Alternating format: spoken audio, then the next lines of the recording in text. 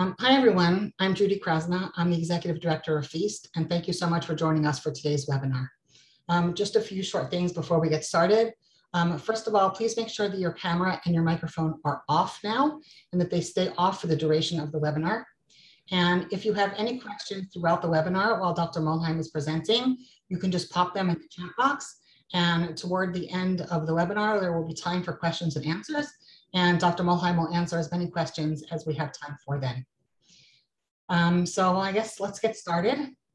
Thank you very much, Dr. Mulheim, for joining us today. Lauren Mulheim is a psychologist, a fellow of the Academy for Eating Disorders, also known as the AED, a certified eating disorder specialist, and approved supervisor for the International Association of Eating Disorder Professionals. She directs Eating Disorders Therapy LA in Los Angeles. Dr. Mulheim provides cognitive behavioral therapy, CBT, for adults and FBT, family-based treatment, for adolescents, and she adheres to health at every size principles. She is certified in FBT for adolescent eating disorders and is the author of When Your Teen Has an Eating Disorder. Dr. Mulheim has held leadership roles in several professional organizations, including the Academy for Eating Disorders, IADEP LA chapter, and Los Angeles County Psychological Association. She is an IADEP core course instructor. Dr. Mulheim is a true friend of FE.A.S.T and one of our most treasured advisors. It is an honor to welcome her today. Dr. Mulheim. Thanks so much for having me. And let's see if I can get my slides up here. Sure. Okay. All right, so I changed the title a little bit.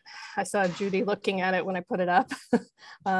But what caregivers should know about FBT, CBT, and DBT, and when to choose what. And the reason behind this is I'm often consulted on cases where parents are trying to decide next steps for their child and not certain which way to go. And I've also seen a lot of posts of, parents talking about which treatment they should pursue. I've also had, parents who try to send their child for CBT treatment.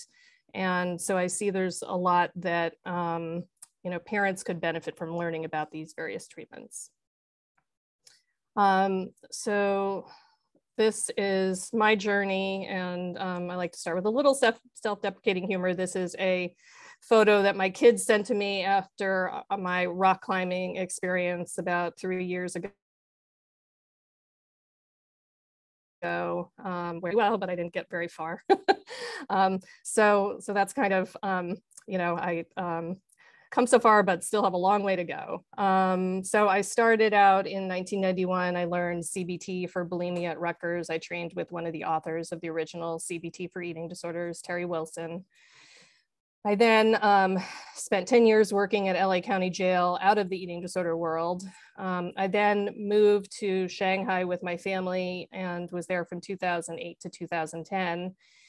And it's a big expat community. There were about 30 therapists practicing in the foreign community there. And when I said I had eating disorder experience, all of these eating disorder patients came out of the woodwork, and I was suddenly faced with trying to treat teens with eating disorders. And my background had been CBT for adults with bulimia. So I actually flew to Stanford from Shanghai for the weekend of FBT training. And shortly after that, repatriated back to LA and set up the predecessor to my current practice. I became certified in FBT and then published my book based on FBT. And of the treatments we're talking about today, I just want to say I have a lot of training in CBT and FBT. I am not so trained, I'm not really trained in DBT, but I'm a huge fan and proponent of DBT. I've done a fair amount of training in it, in parts of it, but I'm such a huge fan. I have 3 young adult children. One of my young adult children did comprehensive DBT, which I was a part.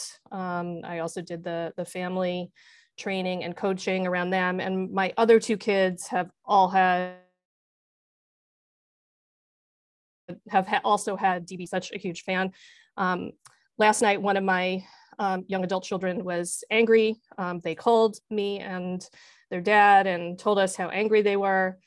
And then they said, okay, now I'm going to look in my DBT book and decide what skill I'm going to use. So DBT for the win. Okay, so this is what I'm hoping to cover in the brief amount of time today. Just a brief overview of FBT, which I know is review for a lot of you.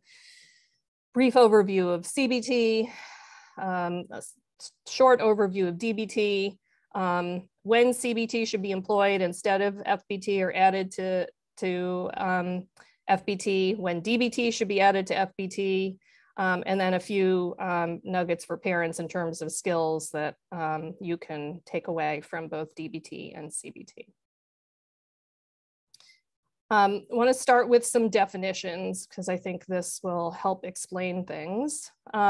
So egosyntonic refers to symptoms of a disorder that are experienced as desirable, and egodystonic are symptoms of the disorder that are experienced as unwanted. So we often talk about anorexia symptoms as being egosyntonic, meaning the person with anorexia does not feel that the symptoms are a problem. Whereas with bulimia and binge eating, the symptoms of binging and or purging are often experienced as unpleasant. And so we often talk about there being lack of motivation for a person with anorexia to get rid of the symptoms. And in addition, we also use the term anosognosia, which means that the individual does not recognize that they have a problem. And this came out of original research on people with brain injuries who weren't aware that they had deficits. And it's since been applied to bipolar and schizophrenia. And it's also starting to be applied to anorexia. And it makes sense that if a brain is malnourished, that a person might not recognize their symptoms. Okay, turning our attention to the evidence-based treatment for eating disorders. Randomized control trials called RCTs are the gold standard of evidence, the gold standard for identifying effective treatments because the randomization removes bias. So people are randomly assigned to get the treatment or, an alternative treatment. And then you see, looking at, big numbers of people who've been through these trials, what's effective. So the RCT findings have supported the use of CBT for bulimia nervosa and binge eating disorder, interpersonal psychotherapy, IPT for bulimia nervosa and binge eating disorder. And this is a specific evidence-based manualized treatment, came from a treatment developed for depression by Klerman and Weissman. It was originally used as the comparison study in the CBT trials that they didn't think was going to be effective, but it has consistently proven effective. And it's a manualized treatment that looks at relationship issues. So it's not just psychodynamic therapy. I think a lot of people misunderstand that, but it's not so widely disseminated. And then family-based treatment for adolescents with anorexia nervosa has good evidence. And then among treatments that are probably effective, meaning there's one randomized control trial, not a ton, but dialectical behavior therapy, DBT, has some evidence for binge eating disorder. So I expect this to be review for many of you, but family-based treatment, or FBT, was manualized by Jim Locke and Daniel LaGrange in 2002. Family-based treatment is based on 5 principles, and the kitten here being fed in the kitten nursery that I used to volunteer in kind of symbolizes to me what happens in FBT. So regardless of why a kitten is not eating, if they're not able to eat on their own in the kitten nursery, they're going to be syringe fed and they're going to be given food. And that's kind of what FBT is about. We don't worry about the reasons that this happened. The initial focus is on reducing the symptoms and addressing them aggressively. The family is charged with refeeding and stopping behaviors. And the therapist takes a non-authoritarian stance and is really a consultant to parents. And the fifth principle is externalizing the illness. So we often talk about the illness as this external force that has come and invaded your teen's brain. And the goal of FBT is to extricate your teen from this, monster that's trying to possess them. And you probably know that FBT has 3 phases. So, and sometimes it's misunderstood to be just about taking charge of eating. And I think that's, so we need to remember that there are 3 phases. The first is parents are put fully in charge of refeeding, through 3 meals and 2 to 3 snacks per day. This phase is usually weekly sessions lasting for about 3 to 5 months. In phase 2, control is cautiously but progressively handed back to the teen. This is usually bi-weekly sessions over about the next 3 to 4 months. And then the final phase is a very short phase to address other adolescent issues, usually spaced even further apart. And traditionally, there's a family meal in session 2 of FBT. And this is my rendition of what the 3 phases look like in terms of kittens, right? So this is, the kitten really needing a lot of help. Here, the kitten is taking some responsibility for their eating, and here they're eating independently. And the FBT treatment team has the therapist, the parents, and a medical doctor. And that's the core team. And then as needed, there's a dietitian, individual therapist, and psychiatrist, but those are not required parts of the team. And I think this is sometimes confusing because parents come to me and say, you're going to be the family therapist, and I also need, a dietitian, an individual therapist. And, that's not really the case in FBT. So just always like to clarify that.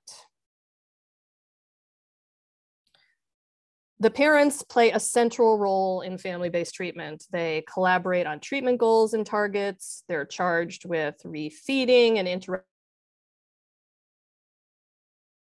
behaviors, which can be limiting exercise and preventing purging. Parents also model and encourage coping skills. This is not always explicit, but as you'll see as I talk about, I think it is a core part of FBT. The parents are given feedback on the weight changes. Usually the adolescent is as well. And parents are tasked with handing back control to the adolescent and basically teaching their child independent recovery skills. So now let's look at cognitive behavioral therapy. And the original CBT for eating disorders was developed by Fairburn and Wilson in 1993. Wilson was my mentor. But let's jump back and briefly talk about the cognitive model of mental issues or problems in general. So CBT, cognitive behavioral therapy, was really developed by Aaron Beck, who recently died at the age of 100. And this is a basic model of the interaction of thoughts, feelings, and behaviors that maintain a problem. So for example, in depression, the feelings would be low mood. The behaviors would be things like isolation, not participating in activities. And some of the thoughts that would emerge would be, I'm not good at this, no one likes me, I'm always going to feel this way. And so the treatment targets the behaviors and thoughts to try to change the feelings. So some of the first steps in CBT for depression include what we call behavioral activation. That's changing the behaviors, getting the person to get up and get dressed and do activities. And that's usually the first step. And then we work on addressing some of the thoughts. So challenging some of the negative thoughts, like, you know, this is never going to get better, no one likes me, right? And doing some cognitive restructuring, as well as showing the person through behaviors that their predictions don't always come true. And that's kind of the core of CBT, and CBT is evidence-based for lots of problems, including depression, most anxiety disorders, and for eating disorders, as we'll see. So the original CBT manual for eating disorders was written in 1993, and this had about a 30 to 50% success rate for people with bulimia nervosa. So not, you know, a panacea, but, you know, still one of the better treatments, and it's a 20-session treatment. In 2008, Fairburn went on and updated his model, and it became known as CBT Enhanced.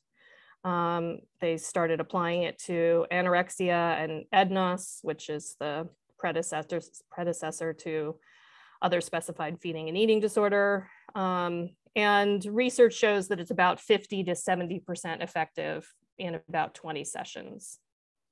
So this is a really good treatment for adults with bulimia and other specified feeding and eating disorder and binge eating disorder.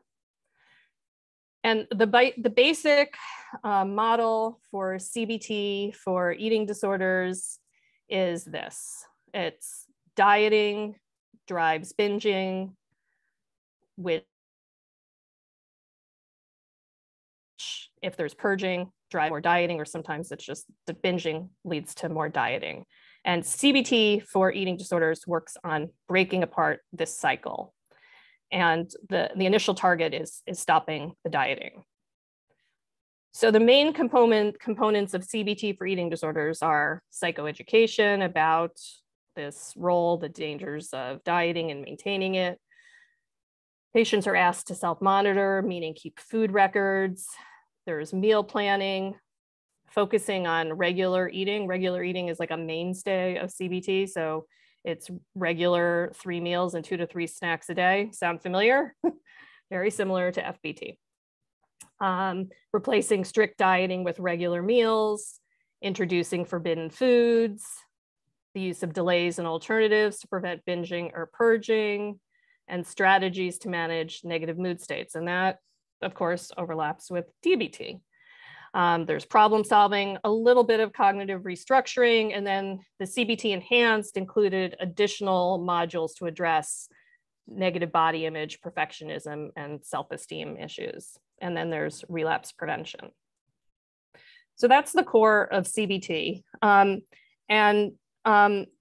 CBT, I find, is often misunderstood because some therapists who maybe get a little bit of CBT but aren't really trained in CBT for eating disorders sometimes don't understand that it's really a behavioral treatment much more than cognitive. I think some people think like we sit around and dispute diet beliefs, and really we don't. It's all about behavioral change, and it's about getting those meals into place. And the cognitions are really addressed through behavioral experiments. So if a person believes I can't eat a slice of pizza without eating the whole pie, we say, well, let's test that out.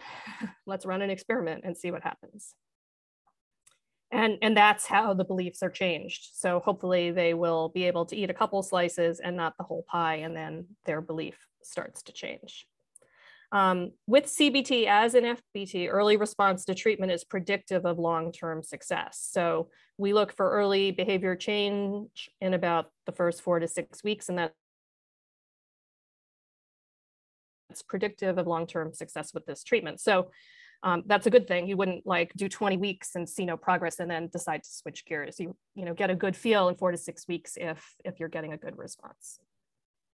Okay, so now brief overview of DBT, which is Dialectical Behavior Therapy. This was originally developed by Marsha Linehan in 1993. It's an amazing treatment. If you are curious, I suggest Googling Marsha Linehan, DBT, New York Times. There was a great article that came out about 10, maybe 15 years ago, where she kind of detailed how she came up with, or in interviews her about how she came up with DBT based on her own experience, suffering with what people thought was schizophrenia in her early 20s, and how she developed DBT based on her own experience. But it's a well-studied treatment. It was developed for people with borderline personality disorders. So people who have very intense emotions, very intense relationships, and instability in terms of mood and kind of impulsive behaviors like suicide attempts and self-harm. And it's an evidence-based treatment for people with borderline personality disorder. It's also an outpatient, primarily behavioral treatment. And there's a lot of confusion about DBT and comprehensive DBT. So this is important. The DBT that's been studied in clinical trials, that it's evidence-based, is comprehensive DBT. And so this requires 4 components, which is DBT Skills training, which is a DBT Skills course that's 24 weeks. So the person attends that usually in a group and learns the skills, and there's actually a skill book. The second is individual therapy with a DBT certified therapist, and there's a very intense certification that DBT therapists go to, and they have to go through recertification. There's coaching to ensure generalization of skills. So this is phone coaching, and what this means is that the person in DBT gets to call the therapist for these 10-minute coaching sessions in order to help use a skill. So the goal is that if someone is feeling like self-harming, they will call their DBT coach, who may or may not be the same as their individual therapist, who then coaches them through the use of a skill to prevent the self-harm. And then the fourth aspect is the DBT consultation team to support the therapist. So as you can imagine, therapists who are dealing with caseloads of people who are struggling with self-harm and impulsive behaviors need a lot of support. So it's a critical aspect that the DBT therapists are part of a consultation team that meets weekly and supports the therapists. And the goal of DBT is to build a life worth living. And there's collaborative goal setting between the therapist and the patient. They have to agree on goals to work on. So the DBT skills themselves consist of 4 modules. The first is mindfulness, which is the practice of being fully aware and present in the moment. And the goal, of course, is to be aware of mood changes and to notice what one is feeling. The second is interpersonal effectiveness, how to express one's needs and set boundaries to build healthy relationships. So some assertiveness skills and some, they use the acronym DEAR-MAN to help people communicate their needs to others. Emotion regulation is how to change emotions that you want to change. And distress tolerance is how to tolerate distressing feelings. And I'm going to talk a little bit more about that later on. So a lot of people will look for DBT therapy, or they'll say they had DBT. And it's really important to be clear what you're getting. So I have some therapists in my practice who have done a fair amount of DBT training, and they can offer DBT informed therapy, which means as a part of their individual therapy, they are teaching some DBT skills. And like I said, I'm not intensively DBT trained, but I do include some DBT skills in my FBT and CBT work. But that is not the real deal. The real deal is comprehensive DBT with the 4 components that I mentioned. You can also do just DBT skills training, and usually that's in a group. So that can be a supplement, you know, to many other therapies. So let's look at some comparisons. This was one study where Locke and Lagrange looked at teens between the age of 12 and 18, and they were randomly assigned to either receive FBT for bulimia or CBT adapted for adolescence. And the teens received 18 outpatient sessions over a course of 6 months. And assessments were conducted at 6 and 12 month follow-ups. After the completion of the treatment, bulimia abstinence rates were 39% for FBT patients and only 20% for CBT patients. So at the end of treatment, the patients who got FBT had higher rates of abstinence. So it works faster. By the 6-month follow-up, the differences were less significant, and it looks like a bigger difference, but statistically it was not significant. So what this means is that CBT for bulimia can be as effective as FBT, but it takes longer for abstinence. So again, this is one of the reasons why I'm such a huge proponent of FBT for teens. And then this, so, you know, I'm not a researcher. I trained in a bulimia research lab. I'm heavily influenced by research. So this is not based entirely on studies. This is based on studies and my own experience as a therapist. So, but let's go through this because this is, you know, I think what I wanted to convey. So indicated as the primary treatment, FBT is a good primary treatment for teens with anorexia, teens with bulimia. Those over 18 with anorexia, I've had really good success doing FBT with 18 to 25-year-olds. And there's not yet clinical trials supporting that, but there's some case studies. And then FBT has also been successfully employed with people with ARFID who are low weight. CBT is good for primary treatment for over 18 with bulimia nervosa or potentially an older teen with bulimia. But remember, if you have the choice between FBT and CBT, FBT will probably lead to faster remission of behaviors like purging. And DBT is really the primary treatment for someone with borderline personality disorder or features. We don't often diagnose teens with personality disorder before the age of 18. This is key, motivation on the part of the patient. For FBT, it's not required. Teens do not need any motivation. Their parents can do all the heavy lifting in FBT for them.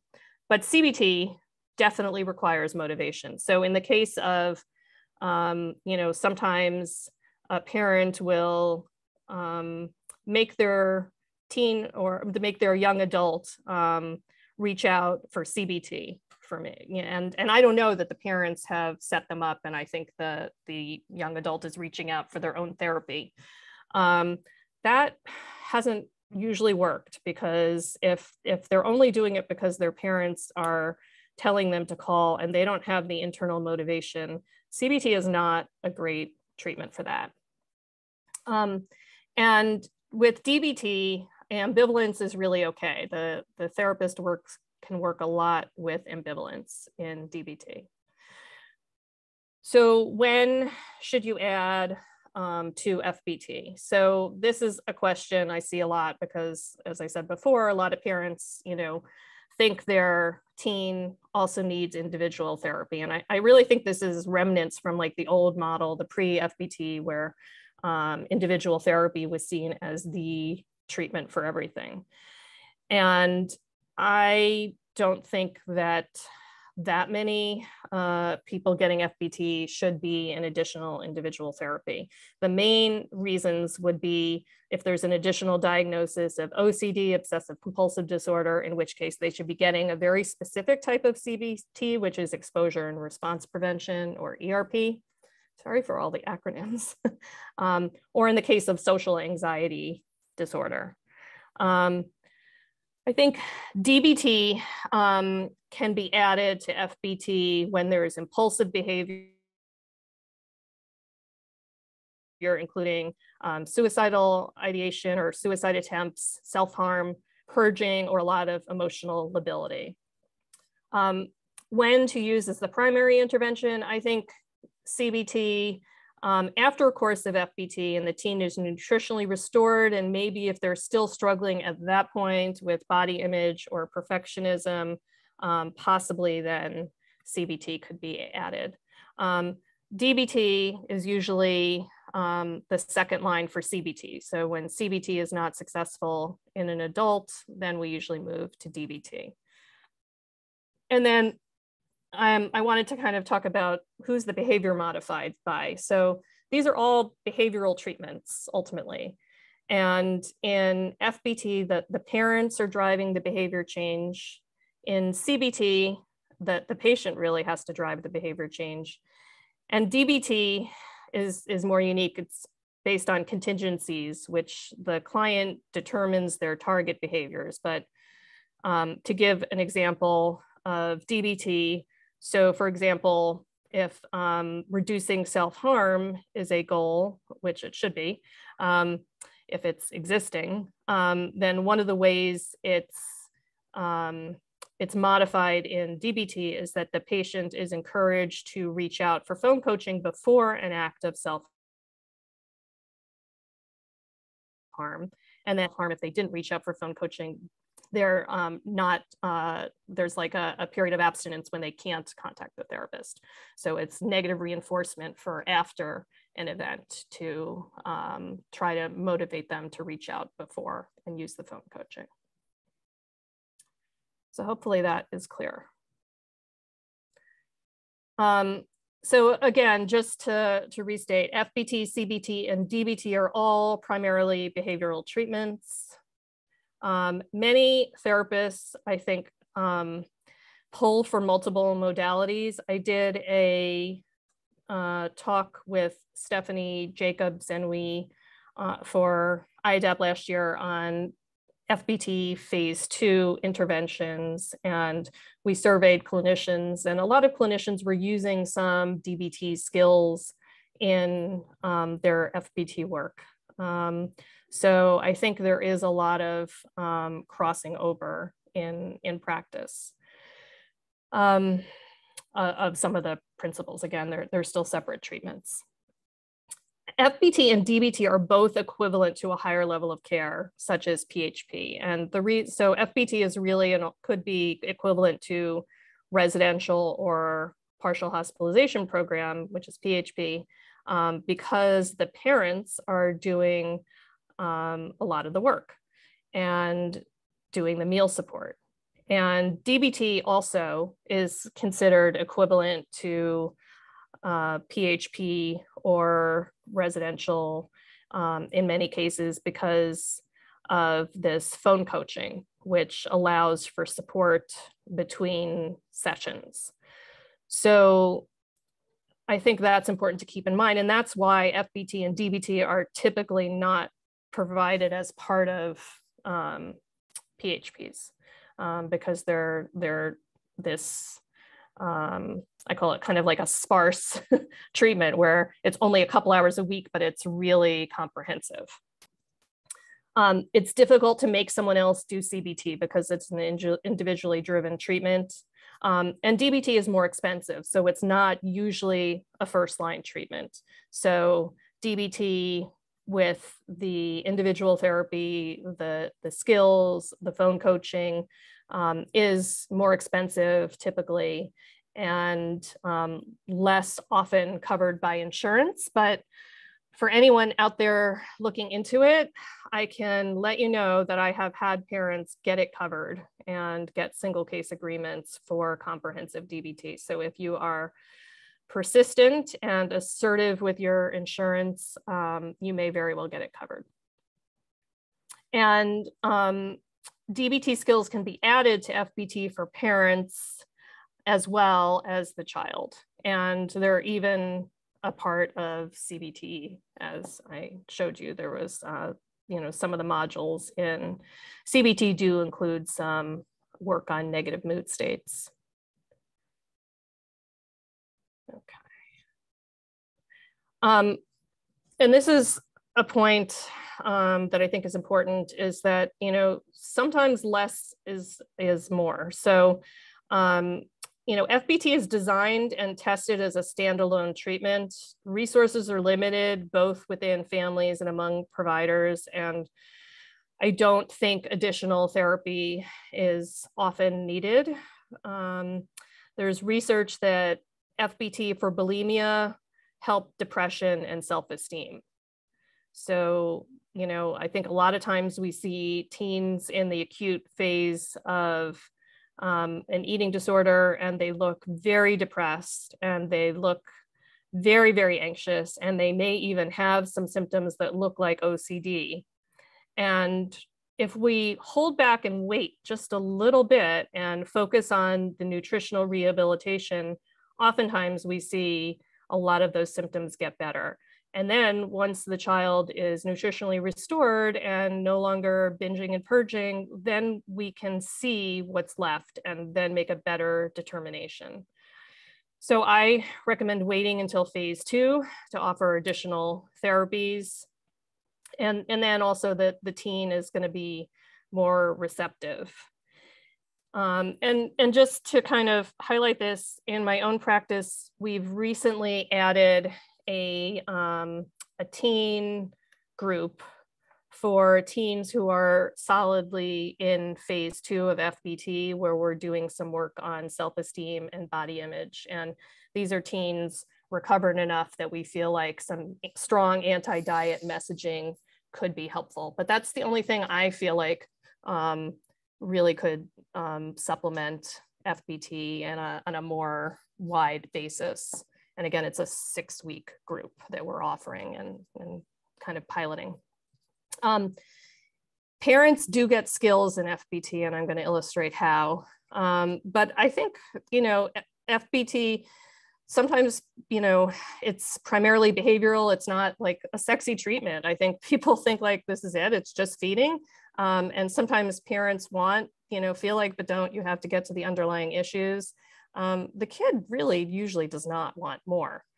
And if they do, you want to be cautious. This is from a paper by Lavender, where they looked at cases of failed FBT. And I thought this was really important. In 7 cases, the family had transitioned to individual treatment when FBT was failing. However, following this transition, every one of those 7 patients deteriorated in weight and symptoms. The patients themselves later admitted that they had asked for individual treatment as a deliberate strategy to exclude their parents, because they knew it would mean that there would be less pressure for weight gain and more chances of avoiding stress and conflicts around the challenges related to their eating behavior. So this, to me, shows some of the dangers of adding individual therapy, or sometimes the teen is in a lot of distress, and I think naturally parents want to do anything to help your teen feel better, but maybe adding an individual therapist or definitely switching to individual therapy may not be the best course. I'm a huge fan of FBT plus DBT. This is a really good option for teens with eating disorders who are impulsive, emotionally dysregulated, struggling with purging. The parents can hold the teen in behavioral recovery while they go through DBT and learn skills in order to eventually take responsibility for their own recovery. This is my main recommendation when I consult with families with kids who have lots of issues and these impulsive behaviors. And you may not need the full comprehensive DBT, but potentially just DBT skills for parent and teen. But again, I'm such a huge fan of the comprehensive DBT. Okay, so now some nuggets. So this comes from DBT, which they have in DBT, there's 3 categories for prioritizing treatment targets. The highest priority is life-threatening behavior. So anything suicide related or self-harm related. The second category of targets is therapy interfering behavior. So anything that would interfere with, attending therapy, following through with therapy, completing homework. And then the third tier is quality of life interfering behavior. So everything else. But for parents supporting teens, I like to think in the same way. So when you're a parent refeeding your kid, especially in phase 1, there's so many things to attend to, and how do you prioritize? So the life-threatening behavior is the highest. If there's any dangerous behavior going on, suicidal behavior, self-harm, you have to attend to that. Right below that is weight gain or eating interfering. So not finishing food, missing a meal, that is highest priority. And sometimes parents are like, there's so much to focus on. It's like, there's all these behaviors going on. And so, anything that interferes with weight gain has to be prioritized. And then just below that, we can put the other things, like other behaviors, like rituals before coming to the table, or cutting food into, like disassembling the sandwich. That's lower priority as long as they finish. And then below that is other teen stuff. You have to put homework, chores, cleanliness of the room. That just has to be lower down. So I find that, a helpful way to think about things. Okay, now let's talk about a distress intolerance model. So this is a model, and I'm going to actually jump to the next slide here so we can see here. Okay, so let's say there's a trigger, which is pizza. Your teen has a negative emotion, which is fear. They have a distress intolerant belief, which is I can't survive this feeling and I'll feel this way forever.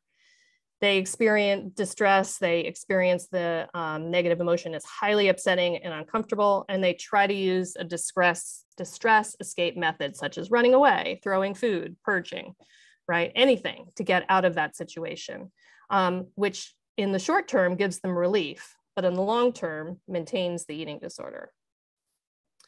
So what parents are doing in FBT is you're preventing the distress escape behavior by helping them eat the food, stay at the table, tolerating the distress after eating, using skills such as distraction and self-soothing. This in turn changes the distress intolerant belief. They start to believe that they can tolerate distress. And this is critical because it's the distress intolerance is believed to be a major maintainer of mental health problems. And so this intervention that you're actually doing as part of FBT is really a key thing that's going to help them through life. And they develop the belief that they can tolerate these feelings. So FBT is a lot about distress tolerance skills. And you are helping your child cope with intense feelings before, during, and after meals. You're modeling for them by tolerating your distress of their distress. You can empathize with their emotions. This is like the emotion coaching from F.E.A.S.T. You want to help them to not engage in distress escape behaviors. And you can offer or suggest a coping skill, which can include distraction or soothing skills. So these are probably things you've used, but distracting activities before, during, or after a meal, things like watching TV, puzzles, games, engaging in conversation not about the food, taking a walk, crocheting, video games. And then there's soothing activities. So giving your child a back massage, listening to a relaxation recording, putting them under a weighted blanket, soaking in the tub, cold or ice packs around the face or neck, scented candle, snuggling with a pet. And the last nugget I'm going to talk about is exposure. So Hildebrand et al. In 2010 postulated that a key component of FBT is exposure. Exposure is facing something that you're afraid of, you typically have an urge to avoid, and instead exposure is facing it head on, and you then habituate, and the thing that you're afraid of becomes less scary. So I always think, and again, my FBT is informed by my CBT training, and this is an activity from my book where I encourage you to go through this list of common fear foods, circle them, and come up with all the foods that your young person is afraid of. And you can develop a hierarchy like the ladder, or I like to break it into 3 groups: slightly scary, medium scary, super scary. And these are just examples of common fear foods. So, and then moving up the ladder, you start with some slightly scary foods, medium scary foods, super scary foods. And this is, a great thing that the parents usually do in FBT, but it comes from CBT. And similarly with building flexibility, we can apply that to exposure to eating out. So like going first to like a familiar restaurant before you go to, a more challenging restaurant, or exposure to eating with others. And you can apply it to exposure to different clothing. If your teen is always wearing, sweatpants, how do you move them towards more fitted clothes? Again, think in terms of a hierarchy going from least scary towards most scary. And these are some references, and I wanted to allow time for questions. So hopefully, and I see there's some questions, but I know I went through a lot. Thank you, Lauren. You went through so much, You're welcome. And I really appreciate it. I'm going to just throw out some questions to you. Mm-hmm. What treatment is most appropriate for a diagnosis of AN binge purge? Well, it depends on the age. If it's a teen, I would recommend FBT. Otherwise, CBT. Okay. Can you explain chain analysis as part of CBT? And I guess, can you explain chain analysis to start with? Because I'm sure that many parents don't know what that is. Did I talk about chain analysis? Probably not. Okay. Well, a chain is this is actually part of DBT, but it's like a it's a DBT chain. So let's say someone purges, right? And then the DBT therapist would go back and find all the things that led up to that. So, and actually draw it out. And so see like, okay, like, they, let's take an example. So patient missed lunch and then went out for dinner, and then was really hungry at dinner and ate more than they usually ate at dinner. And then they had an argument with somebody and then they purged, right? So the chain analysis would be kind of going through and figuring out what were all those steps in the chain, what were some of the links in the chain that would be easier to break in terms of problem solving and putting in skills to prevent a similar situation for happening in the future. Thank you.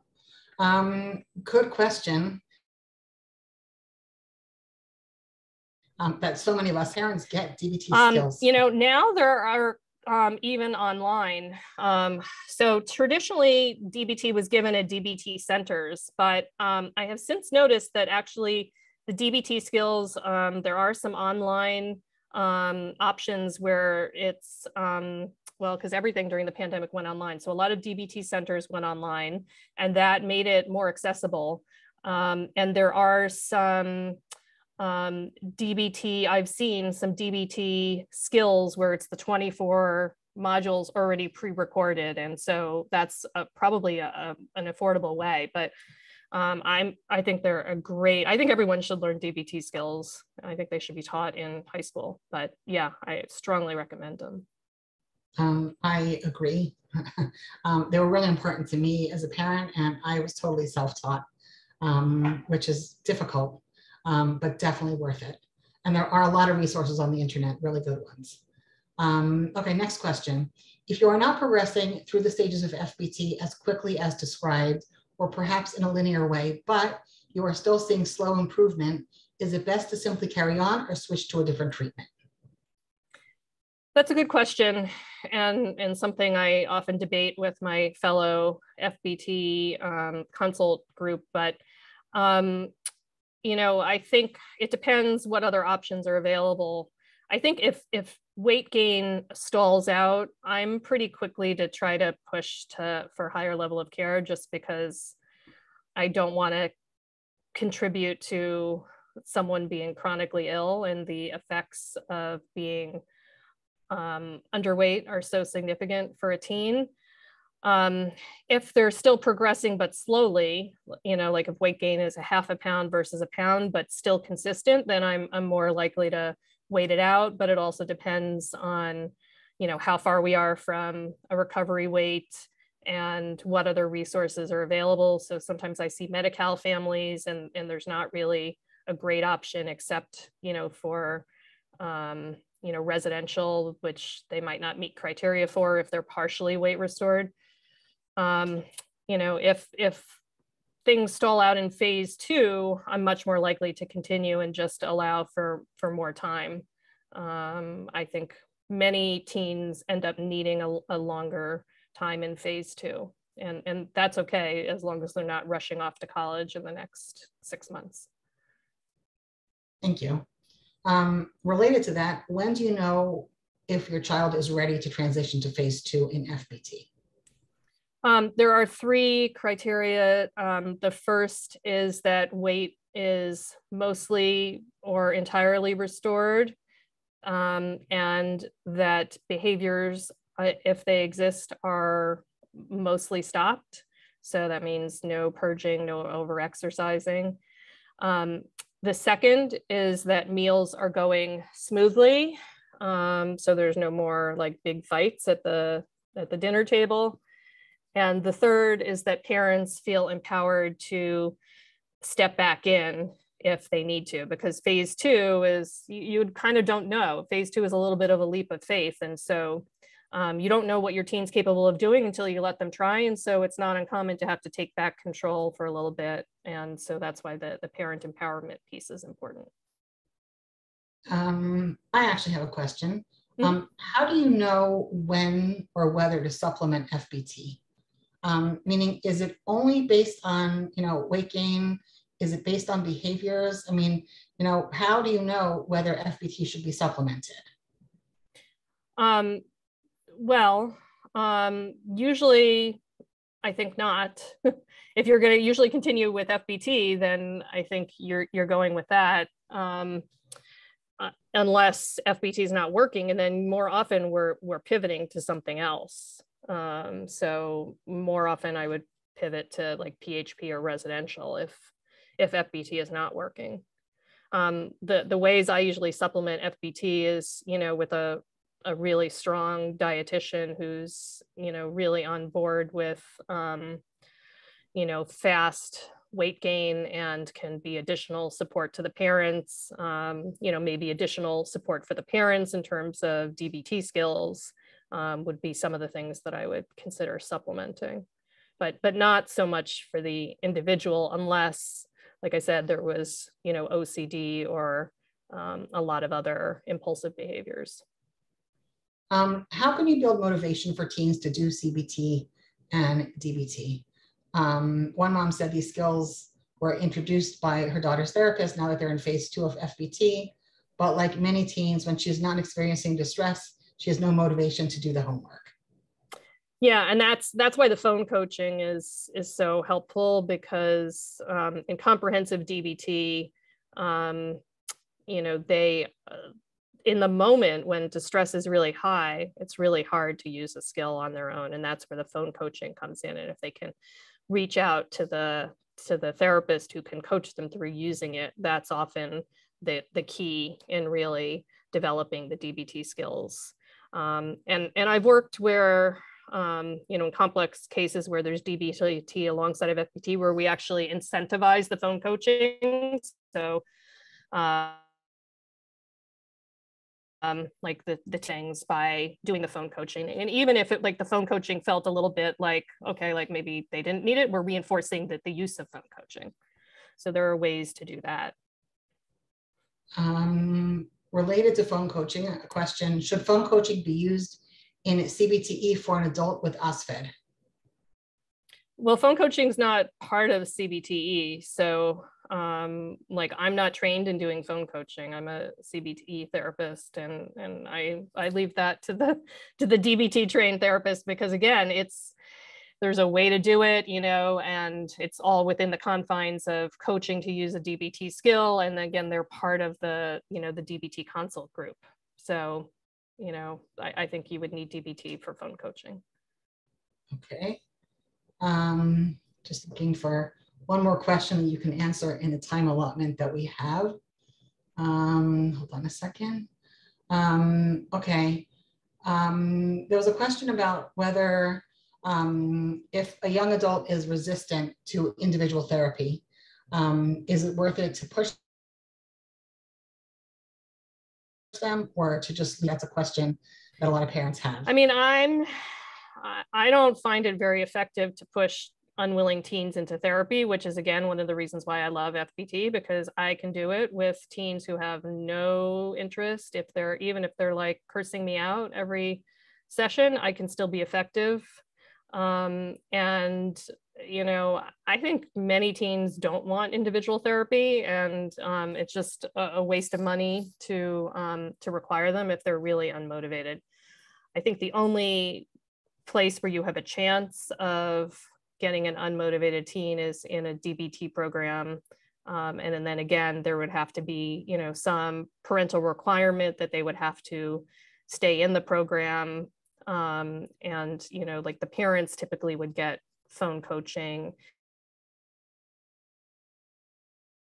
and DBT is in a program like that. So then you can help and build some contingencies. And again, it's, you know, some contracting, like if you're going to live at home, you have to be in treatment. And then, you know, DBT kind of is more amenable to that than individual CBT.